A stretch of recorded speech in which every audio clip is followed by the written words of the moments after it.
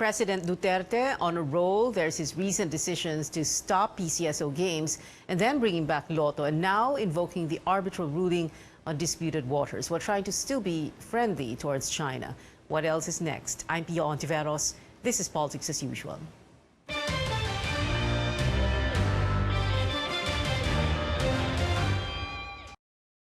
Join me now tonight on the show, Presidential Spokesperson Attorney Sal Panelo. Secretary Panelo, thank you very much for being here. Well, let's begin with this, the PCSO games. There are a lot of people were saying he made that decision, what was that, Friday midnight, a little past midnight, no? And then that announcement that he was closing down all the games or ordering the closure. Did he really mean to include lotto or nadamay lang ba?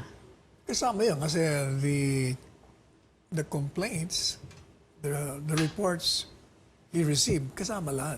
Gaming operation. Okay, parang nilahat na talaga. Pero bakit 4 days after that? Kasi inimbestiga niya. So, he found out na okay naman pala. Okay naman pala yung lotto, okay. Although, yung sa STL, yung parang pinakamalaking problema.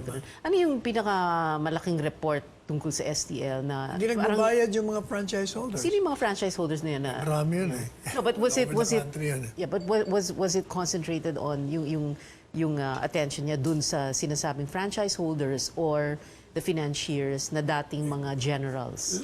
Lahat. Hindi ko alam yung generals. Parang chismis lang yata yun. Chismis lang. Hindi naman totoo yan. Okay. So lahat lang? Lahat. Okay. But did he have the figures at hand already na magkano ba dapat yung nire-remit? Hindi, ongoing investigation. Meron nga isa doon, 100 million din nagbayad eh. Wow. Isa? 100 million? Yun. Sino yun? Yung, I forgot the name, but na-enjoy ng court eh. Hindi na nga nagbabayad, tumuloy ang operation pa. Okay. Nung pinapatigil, na-enjoy ng court. You mean nag-TRO? Really? What area? What region na lang? Region? I don't remember now. Luzon, Visayas, Mindanao. Ang laki nun. That's so big. 100 million. But is this guy a retired general or an ordinary civilian? Hindi natin alam. Ano lang. Nabanggit niya lang na gano'n. Okay. Pero was he... Because the other, yung isa pang balita about STL is that marami kasi doon na kumbaga dating magweweteng sa mga areas because karamihan yata the SCL is just like wetting daw. Oo. Dating mga drug lords yata yun eh. Drug lords? Drug lords. I mean, ano tawag doon? Wetting lord. Wetting lords. Okay. Okay. Wetting lord. Okay. But the president knows who they are.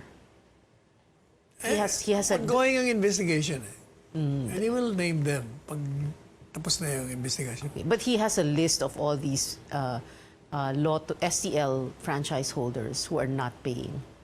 Hindi, ongoing ang investigation. So malalaman niya at the end of the report. Okay. But that's interesting. At least one of them still owes 100 million. Meron pa bang iba na kasing laki ng utang na yan? So marami daw hindi nagbabayad eh. So what are the other amounts? Hindi ko na alam yun. Yun lang na narinig ko. Okay. So apart from, he will also, so you're saying, apart from naming earlier he had said that he would name PCSO officials, he will also name these STL franchise holders? Yung major players. Major players, okay. Yung financier, yung franchise holder, lahat yan kasama. How many, sir? Hindi ko alam yan. Okay. I will be speculating. All right. And so, but, again, let's go back to my early question. So, parang ano ba to? Nadamay ba lotto? And then you're saying, kasi kailangan kasi maimbestigan lahat. Para bang, was the president just, was he trying to be careful? Did he want to make sure that everything was above board? He's very careful. Kaya nga, nilahat niya muna para makita niya. Okay. All right. Let's talk about China naman po because just earlier today you announced that the president said he would bring up the arbitral ruling when he visits China.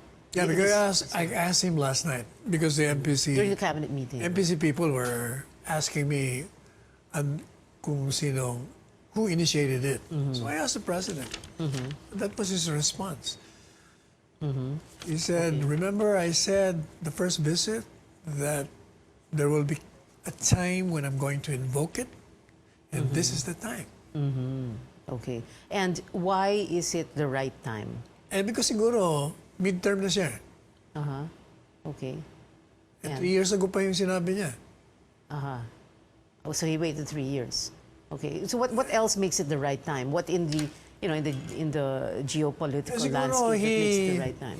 according to him last night, he's interested in the 60-40 sharing doon sa oil exploration, sa gas minerals. Okay. Kasi if you remember, there was already an offer from China. And Yes. then, nabulilyaso yun kasi there have been many incidents. Okay. So we're saying na mukhang matutuloy na yon. Eh, yun ang reason na siya pupunta sa China. Okay. So how would that be beneficial to us? Invoking the arbitral ruling, and then now you're saying that he's interested in that 60-40 sharing. In other words, parang gagamitin niya yon as a bargaining chip.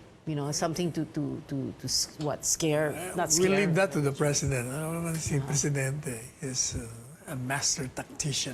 Master tactician, master strategist. Yeah. Uh-huh. Galing yun eh. Yeah. So there is going to be a meeting between him and Chinese One-on-one. President Xi Jinping. When? When is this taking place? Well, tentative pa yung end of the month, pero hindi pa sigurado. Okay. End of the month. And is this timed with because there was word that he was going to be watching the first game with the Philippines. Baka sa kung FIBA. tumama sa visit, nandun siya, baka duman siya. Hindi pa sigurado rin yan. Okay. So how sure are we that by the end of the month we're going to see President Duterte and President Xi? Sigurado na yan. Sigurado, Yung date lang sigurado ang The exact date. I see. na-arrange pa. Oh. So it was the Philippine side that reached out to Beijing. Manila that No. reached out, or it was Beijing that invited No, the hindi president. rin. Kasi Hindi happened. sabi ni Presidente Kagame, that was the agreement between us, the two of us. Oh, agreement na. No, there will come a time. Ito na yung time.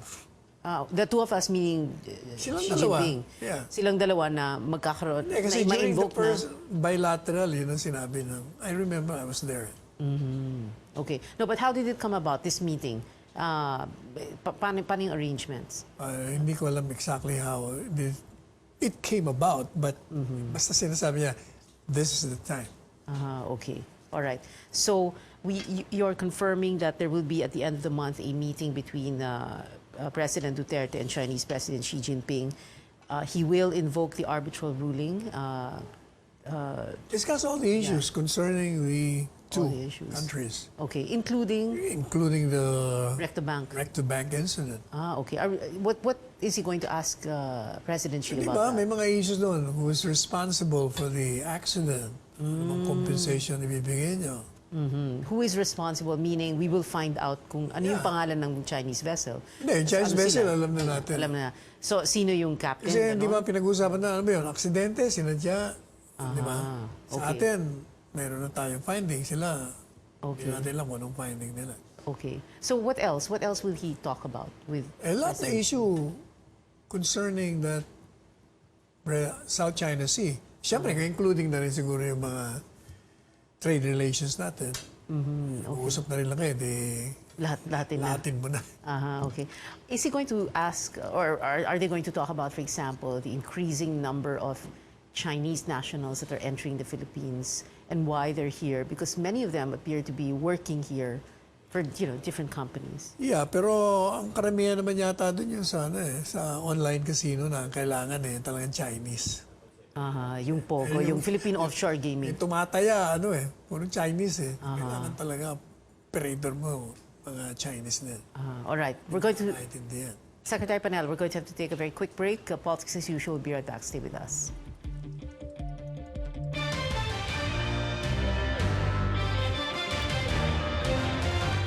Welcome back to Politics as usual. Still with us, Chief Presidential Legal Counsel and Presidential Spokesperson Salvador Panelo.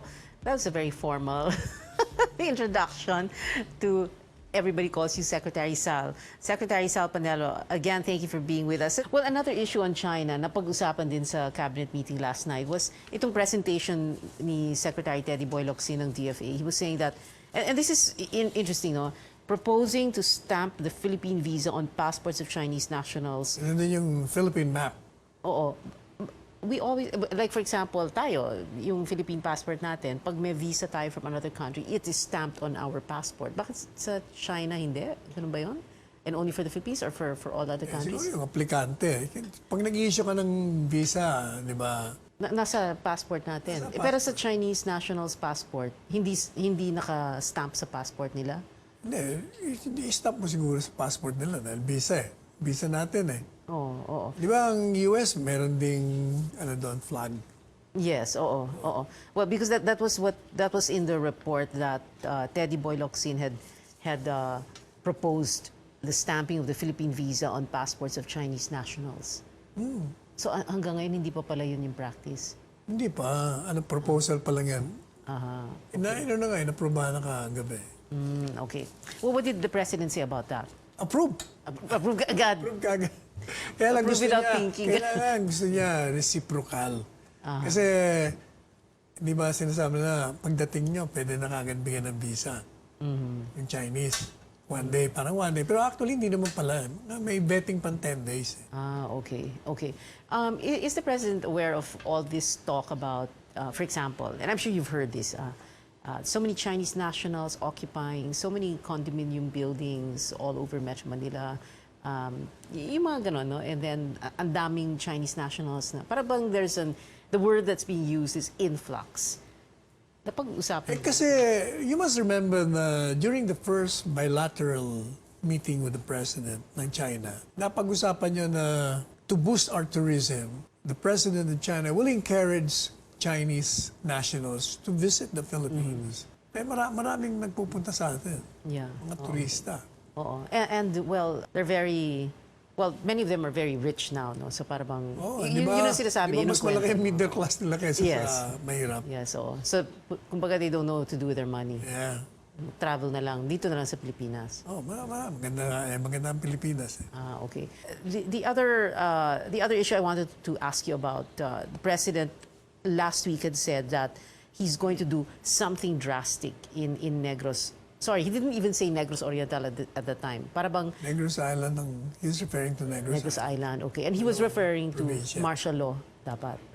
Hindi naman, not necessarily. Kasi martial law will be imposed only when conditions are there, like there's rebellion. Insurrection, rebellion. Yeah. Pero sa ngayon, sabi niya nga kagabi, wala pa yan. But, as I was pointing to him also last night, under the Constitution, he can call the armed forces to quell lawless violence. And si Ina kanina sa press briefing, sinasabi niya naman, hindi ba meron ng state of lawlessness? Tinatanong niya kung enforcement, it's still enforced, pero hindi niya pa ginagamit yung armed forces. Hindi niya pa ginagamit, pinadala pa niya lang yung 300 PNP strike force. Yeah, oo. There is an armed forces unit, a geographical command that covers Negros. So what is the president saying? Hindi enough yon, or because Mukha. mukha? Sa tingin niya. Okay. Because General Noel Clement, who heads that area command, General Debold Sinas, the regional director ng PNP ng Region 7, the governor of Negros Oriental saying have said na hindi pa kailangan. kailangan, very manageable ang situation. Hindi kailangan ng martial law. Pero it doesn't mean na hindi ka pa pwedeng kumuha ng armed forces elements. Okay. Why does the president want to do this? What's going Kasi on in his mind? according to him, marami nagsusuporta ngayon sa NPA doon. The communist rebels are taking advantage of the land unrest there, the land disputes. In fact, they have already created a quasi-state where they're the ones choosing who will occupy a land. Sila okay. na nagdidikta ngayon doon. Oo, so kahit kumbaga may agrarian reform ang nangyayari ay yung mga NPA, yung Sila na ngayon. NDF, sila na nagdidikta. O ikaw ang agrarian reform Kaya beneficiary. nagkakaroon ng maraming patayan. Yung kumukontra, pinapatay nila.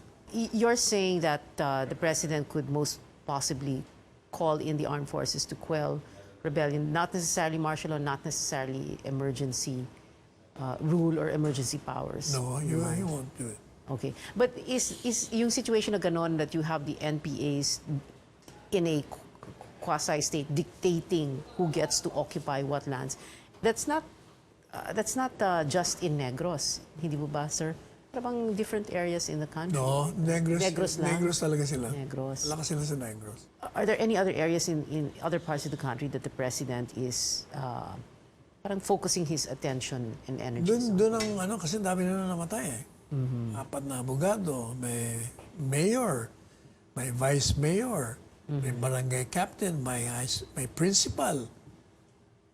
Ba't hindi? May barangay captain. Okay. Okay. All right. At parang unbridled yung pagpatay doon. Okay.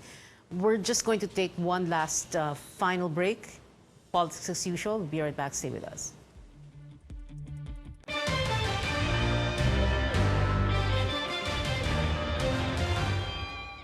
Welcome back to Politics as usual. I'm Pia Hontiveros. Secretary Sal Panelo is still here with us. The last 6 minutes of the show. Sir, I wanted to ask, the Armed Forces Chief of Staff, General Benjamin Madrigal, is retiring end of the month, next month, September. Odi Albayalde, Chief PNP, retiring in November. Sino ba yung napupusuan ni Presidente na pumalit sa kanya? Wala siyang binabanggit eh. Na Ano naman binabanggit. yun, palaging hindi niya sinasabi, na-announce na lang bigla. He keeps his cards very close to his Yes. chest, no? And everybody is left That guessing. is his style. That's his style. Why? Why is he like that? Eh, ganyan Give us siya. some insight into him. Why? Eh, para hindi mo alam kung anong... Uh-huh. Ganun talaga eh. Hindi alam ng kalaban kung anong nasa isip niya. Yeah. Okay. Well, it was interesting. And a while ago, we were talking about it. Yung kwento about how he chose Odi Albayalde. That was so unexpected. And he really... Can you just tell that story again? Because, you know, it gives a Siya lot of insight. nagkwento eh. Nagkwento siya na yung mga kausap niya mga pulis ayaw kay General Albayalde. Kasi daw, Kasi stricto. stricto. Oo, kaya sabi niya, yun ang appoint ko. Kaya in-appoint niya. ayaw nyo. Sige. Sa inyo yan. Ganon. Okay. So we have no idea. But, you know, ngayon pa lang ang dami nagkikwento na about who would be the likely AFP chief. Two strong candidates who used to be assigned to Davao, for example. And of course, known to the president. Yun ang importante kay Presidente. Kilala niya. Yeah. May advantage ka kung kilala ka niya at ang pagkakilala niya sa iyo matino ka at incorruptible ka. Yeah. And that's because it is a position of, well, confidence. Kailangan you have the president's confidence, ano? Whether you're a chief PNP or AFP chief. But of course, you don't want to name names now kung sino yung mga kandidato. No, wala naman siya binabanggit eh. Kahit nga sa Supreme Court, kita mo, lahat nagulat. Si Justice Rodil Zalamea. Oo. Parang never nabanggit ang pangalan yun. Yeah. Para bang everybody gets so surprised na everybody, anytime he makes an appointment, ha? Ano pa? Sino yun? Sino yun? Ganon. Okay. Parang nagugulat na lang tayo lahat. Sir, last one is, I just wanted to ask briefly about his health. The reason why we bring this up is because, hindi ba last week, no, may mga sinasabi siya about Dick Gordon and what, yung health niya, etc., etc. Tapos si Dick Gordon naman came out with a statement saying na, well, I appreciate that the president is concerned about my health as I am about his. Ganun. Kamusta naman yung health ni President, kalusugan niya? Is it okay? He's okay? I think fine? he's very much okay. He's still cursing. Siguro pag hindi na nagka-curse, baka may Then we sakit should na sa worry. Presidente. Ganon. Okay. Next question. Let's talk briefly about revolutionary government. I remember about a year before he, that was like June, a few months before October, nung the time na maghain na ng certificate of candidacy for 2016 elections, nabanggit na niya yung revolutionary government. He would talk about it alternately, no, Yeah. at different times. It is- And now it is again. It is an option by the president. Di ba sinabi niya, if his objectives are not realized because of certain impediments, like kung Congress will block him, yun ang kanya magiging huling card. But under the Constitution, the prime duty of the president as head of state is to serve and to protect the Filipino people. And his oath of office says to preserve the republic. So yung provision lang na yun, he can do that. Kasi sinasabi nila, wala naman nakalagay doon na pwede mag-declare ng revolutionary government. Okay, but could there be, but Secretary Sal, could there be another reason? Because, for example, if you say if Congress were to block him, but Congress is filled with his allies. It is an overwhelming. They call it a super in the House of Representatives, super majority. Sa Senado, karamihan dyan kaalyado niya. Hindi ba kaalyado niya rin yung ba't hindi na ipasa yung budget? Apat na buwan na hindi. Di ba? Okay. In other words, hindi lang Congress. Kasi marami siyang gustong gawin Na hindi niya magawa? Na sinasabi niya, di ba? Dahil naiipit ako, nandyan ang mga TRO, nandyan yung constitutional restrictions. So parang frustrated na, di ba? How many times na siya nag-attempt mag-resign? Yeah. Iniiwan na nga kami. Iniiwan na lang kami. Kayo na lang, ayoko na.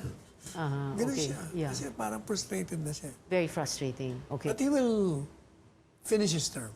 Yeah. That's for sure. Oo. Yung mga TRO, of course, that's something that cannot really be controlled kasi mga individual judges yan. Dami-dami nila. May MTC, RTC. Anybody can issue a TRO for anything, di ba? How does he propose to address that situation? Apart from, kunyari, mag-revolutionary government. Hindi ba sinasabihan niya ng Supreme Court na kung pa pwede. At ginagawa naman ng Supreme Court, si Chief Justice, sinabi, masyado kayong. Wag masyadong hot mag-issue ng TRO. Kasi kung minsan, parang wala naman reason. Okay, walang legal basis basta nag-i-issue.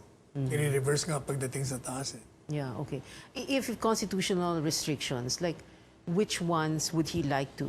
If he, I mean, since Congress anyway is allied with him, pwede Like naman for yung pagsabihin instance, na, you cannot i-amend na lang fire natin. people just like that unless he's Like- a presidential appointee. Okay. You have to file charges. And by that time, tapos na yung term mo, nandiyan mo nakaupo.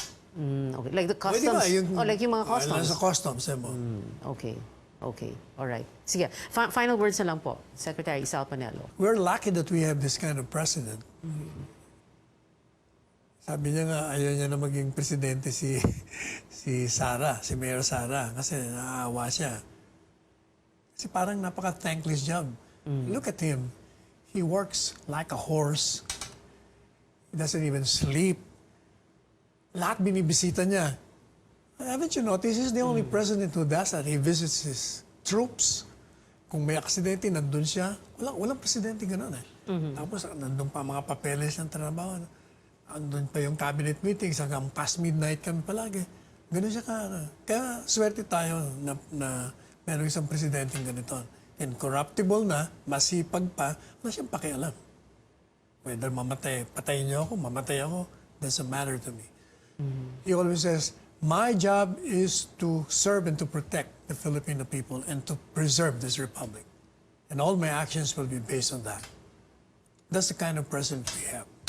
Secretary Sal Panelo, Presidential Spokesperson and Chief Presidential Legal Advisor. Sir, thank you very much for joining us. Thank you for this having me. evening. Salamat po, sir. And thank you for watching. This is Politics as Usual. You should I'm have Pia 1 hour. Hontiveros. Okay.